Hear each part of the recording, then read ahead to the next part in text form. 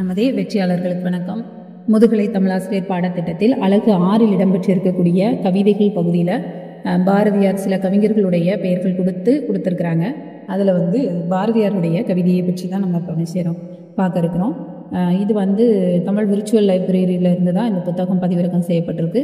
மதுசா விமலானந்தம் ஐயா அவர்களுடைய புத்தகம் தான். வரலாற்று களஞ்சியம் ஐந்திணை பதிப்பகத்துடைய பெயர் கேட்டிருந்தாங்க. ஐந்திணை பதிப்பகம் இது. இந்த பாடப்பகுதியை பார்த்துருவோம். கவிமணி அப்படிங்கிறது தேசிய விநாயகம் பிள்ளை அப்படின்னு சொல்லப்படுகிறது. அவருடைய பெயர் 1876 முதல் 1954 வரை அவருடைய காலம். நாகர்கோவில் அடுத்த தேரூர் அவர் பிறந்த ஊர். புத்தேரி சிவதானு பிள்ளை ஆதிலட்சுமி இவருடைய பெற்றோர். தொடக்க கல்வியை தேரூரில் படிக்கிறாரு. கோட்டாறு ஆங்கில பள்ளி, நாகர்கோவில் கிறிஸ்தவ கல்லூரி, அதில் FA வரைக்கும் என்ன செய்கிறார் படிக்கிறாரு. கோட்டாறு தொடக்கப்பள்ளி ஆசிரியர் பயிற்சி பள்ளி, மகாராஜா பெண்கள் உயர்நிலைப்பள்ளி, கல்லூரியில் தமிழ் ஆசானாகவும் இவர் பணியாற்றி 1929 ஓய்வு பெற்றார். இளமையில் வர்ணம் தீட்டும் மடத்தலைவர் சாந்தலிங்க தம்பிரானிடம் இலக்கிய இலக்கண சமய அறிவுகள் இவர் பெறாரு. 1901 திருமணம். இவருடைய துணைவியார் பெயர் உமை அம்மையார் அப்படிங்கிறது.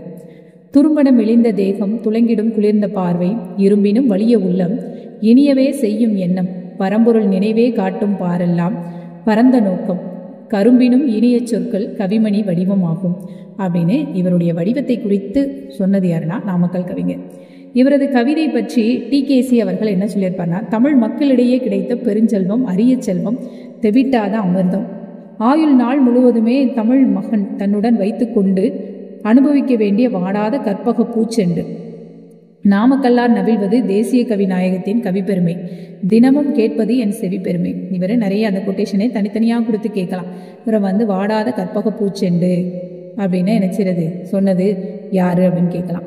அப்புறம் நாமக்கல் கவிஞரே திரும்ப சொல்றாரு, தேசிய கவி நாயகத்தின் கவிப்பெருமை, தினமும் கேட்பது என் செவி பெருமை அப்படின்னு சொல்றாரு.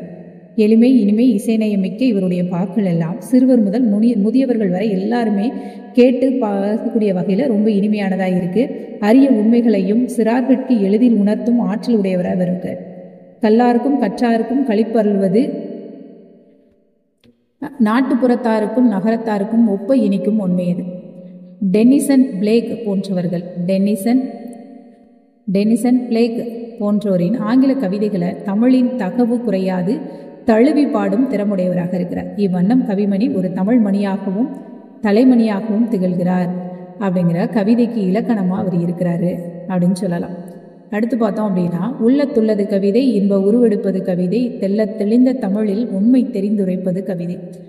ஆசிய ஜோதி எட்வின் அர்னால்டு அவர்களுடைய ஆங்கிலத்தில் எழுதின லைட் ஆஃப் ஏசியா என்பதன் தமிழாக்கம். அழகு தமிழில் அமையும் அற்புத படைப்பு, புதுமையும் சுவையும் பொதுமை இருக்கக்கூடிய நூல் அந்த ஆசிய ஜோதி அப்படின்னு சொல்லலாம். பிறப்பில் உயர்வு தாழ்வு இல்லை அப்படிங்கிற புத்தர் புகழ்வது கருத்தை இவர் அவருடைய வார்த்தையிலே சொல்றாரு. பாடலை பாடுங்க. ஓடும் உதிரத்தில் வடிந்து ஒழுகும் கண்ணீரில் தேடி பார்த்தாலும் ஜாதி தெரிவதுண்டோ அப்பா, எவர் உடம்பினாலும் சிவப்பே இரத்த நிறமப்பா, எவர் வெளி நீர்க்கும் உவர்ப்பே இயற்கை குணமப்பா, பிறப்பினால் எவருக்கும் உலகில் பெருமை வாராதப்பா, சிறப்பு வேண்டுமெனில் நல்ல செய்கை வேண்டுமப்பா. இந்த பாடலை அவர் பாடுறார். அதே மாதிரி மகனை இழந்து தவிக்கும் தாயினுடைய மொழியில் அவலச்சுவையை தழும்ப ஒரு பாடல் பாடினார். பின்னி முடிச்சிடம்மா பிச்சிப்பூ சூட்டிடம்மா என்னும் மொழிகளினை எக்காலம் கேட்பினையோ அப்படின்னு உமர்கையா பாரசீக மொழியில இது அந்த தாயினுடைய கண்ணீரை பாடக்கூடிய அவலச்சுவை பாடலாக இது இருக்கிறது.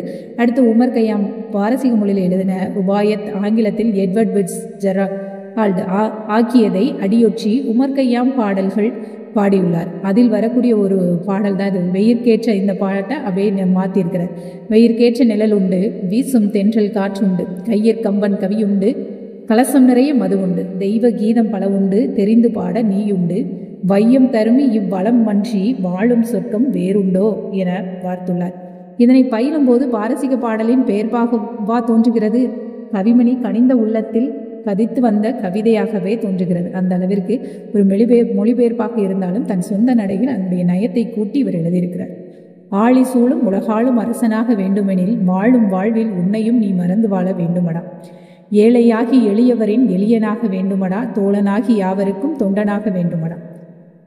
பெண்ணின் பெருமையை பற்றி இவர் என்ன செய்றாரு பேசக்கூடிய வைரமணி வாசகம். மங்கையராக பிறப்பதற்கே நல்ல மாதவம் செய்திட வேண்டுமம்மா அப்படிங்கிறது. நாஞ்சில் நாட்டு மருமக்கள் வழி மான்மியம், நகைச்சுவை பெட்டகம் அப்படின்னு இதை சொல்லலாம். புதுமை இலக்கியம், சமுதாய பழக்க வழக்கங்களை சாடும் அங்கதம், மாமியார் கொடுமையை அடுக்குவது, இதில் அவ்வளோ அழகா இருக்கு. அரிசியை நிதமும் அளந்து வைப்பாள், நல்ல மிளகை நறுக்கி வைப்பாள், கொல்ல மிளகை குறுக்கி வைப்பாள், உப்பில் புளியை உருட்டி வைப்பாள், கடுகையும் எண்ணி கணக்கிட்டு வைப்பாள். அதாவது மாமியார் இந்த மாதிரிலாம் எண்ணி எண்ணி வைக்கிறாங்க அப்படிங்கிறத சொல்றார். கவிமணி குழந்தை உள்ளம் கொண்டவர், குழந்தை கவிஞர் என்று கூட சொல்லலாம். ஏன்னா அதுக்கும் ஒரு பாடல் இருக்கு. தோட்டத்திலே பாய் மேயுது வெள்ளை பசு, அங்கே துள்ளி குதிக்குது கன்றுக்குட்டி. முற்போக்கு கருத்துக்களை நெஞ்சில் நேர பதியுமாறு ரொம்ப தெளிவாக பாடக்கூடிய கவிஞர். கோவில் முழுவதும் கண்டேன், உயர் கோபுரம் ஏறி கண்டேன், தேவாதி தேவனை யான் தோழி தேடியும் கண்டிலனே, உள்ளத்தில் உள்ளானடி அதை நீ உணர வேண்டுமடி. அதான் தெய்வம் எனது கோயிலில் எந்த கோபுரத்தில் எங்கே போய் தேடினாலும் இருக்காது, உடைய உள்ளத்துக்குள்ளே தான் தெய்வம் இருக்கிறாரு அப்படிங்கிறத பாடியிருக்கிறாரு. பாரதியுடைய பாடல்கள்லாம் இவருக்கு ரொம்ப மதிப்பு உண்டு. அவரது எல்லா பாடல்களுக்குமே நல்ல பாராட்டு சான்றிதழ் இவர் பகிர்ந்திருக்கிறார். பாட்டுக்கு ஒரு புலவன் பாரதியடா, அவன் பாட்டை பண்ணோடு ஒருவன் பாடினானடா, கேட்டு கிறுகிறுத்து போனேனடா, அந்த கிறுக்கில் உளறு மொழி பொறுப்பாயடா, உள்ளம் தெளியும் ஒரு பாட்டிலே அடா, மிக்க ஊக்கம் பிறக்கும் ஒரு பாட்டிலே அடா, கல்லின் வெறிகொள்ளும் ஒரு பாட்டிலே அடா, ஊற்றாய் கண்ணீர் சுருந்திடும் ஒரு பாட்டிலேடா. இது பாரதியாருடைய பாட்டை குறித்து இவர் எழுதின இந்த பாட்டு. வரலாறு கல்வெட்டு ஆராய்ச்சிகளில் வல்லவர், வரலாறும் கல்வெட்டு ஆராய்ச்சியில் வல்லவர். இதற்கு சான்று என்னன்னா காந்தலூர் சாலை அப்படிங்கிறது. இசை தமிழுக்கு இவர் கொடை குறிப்பிடத்தக்கது. தேவியின் கீர்த்தனங்கள் அதனுடைய தோற்றம் தமிழாக்கம், பணிக்கு கட்டியம் கூறுவது கவிமணியின் உரைமணிகள், மலரும் மாலையும் ஒரு கவி களஞ்சியம்னே சொல்லலாம். கற்கண்டு பெட்டகம், கவிதை கருவூலம், தேவியின் கவிதைகள், தேனாறு தென்றலின் மென்காற்று, பூ போல் மெல்லியது பெண்மை போல் மென்மையது, ஒல்லென ஒலித்து மெல்லென பாயும் அருவி போல்வது. அடுத்து நாட்டு பாடல் பாங்குல கவிதைகள் நிறைய தந்திருக்கிறது. அதை தீண்டாதோர் விண்ணப்பம், அந்த மெட்டில் ஆனந்த கழிப்பில் அமைவது, பண்டை மரபில் அமைவது அழகம்மை விருத்தம். இவர் பாடல்களில் கவிதை நலம் கற்பனை வளம் சற்று குறைவு என்று சிலர் குறை கூறுவாங்க. 40வது ஆண்டில் 24/12/40 இதில் சென்னை பச்சையப்பா கல்லூரியில் சென்னை மாகாண தமிழ்ச்சங்கம் தலைவர் உமா மகேஸ்வரர் தலைமையில் கவிமணி அப்படிங்கிற பட்டம் அவருக்கு கொடுக்கப்படுகிறது. அதுக்கப்புறம் 25/10/50 சர் ஆர்.கே. சண்முகம் செட்டியார் புத்தேரிக்கே போந்து பொன்னாடை போர்த்தி வெள்ளி தட்டு வழங்கி கவிமணி ஒரு பிறவி கவிஞர் அப்படின்னு சொல்றார். அவருக்கு என்னெல்லாம் கொடுக்குறாங்க? Sir R K. சண்முக செட்டியார் புத்தேரிக்கு போய் பொன்னாடை போர்த்தி வெள்ளி தட்டு கொடுத்து கவிமணி அவருக்கு ஒரு பிறவி கவிஞர் அப்படின்னு போற்றி புகழ்றார். கவிமணியின் கவிதைகளை புரிந்து கொள்வதற்கு பண்டிதராக இருக்க வேண்டிய அவசியம் இல்லை, படிக்க தெரிந்த எவருமே பொருள் கொள்ளக்கூடிய எளிய நடையில் இருக்கும் அப்படின்னு டி.கே. சண்முகம் அவர்கள் குறிப்பிடுகிறார். இதெல்லாம் கவிமணியை குறித்த ஒரு குறிப்புகள்.